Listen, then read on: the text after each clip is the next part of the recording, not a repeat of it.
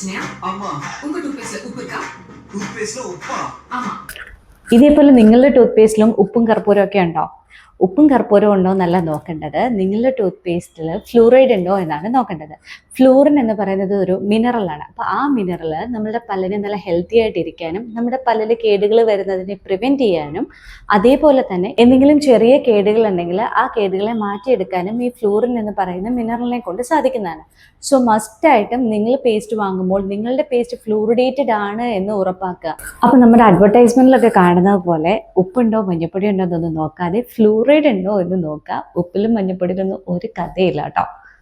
ഇനിയിപ്പോൾ നിങ്ങൾക്ക് സ്വാഭാവികമായിട്ട് ഒരു ഡൗട്ട് ഉണ്ടാവും, ഏതാണ് ഏറ്റവും നല്ല ടൂത്ത് പേസ്റ്റ് എന്ന്. അപ്പം നമ്മുടെ മാർക്കറ്റിൽ കോമൺ ആയിട്ട് അവൈലബിൾ ആവുന്ന കുറച്ച് ടൂത്ത് പേസ്റ്റിനെ ഞാൻ റേറ്റ് ചെയ്യുന്നതായിരിക്കും. അതിനായിട്ട് നെക്സ്റ്റ് വീഡിയോ കാണുക.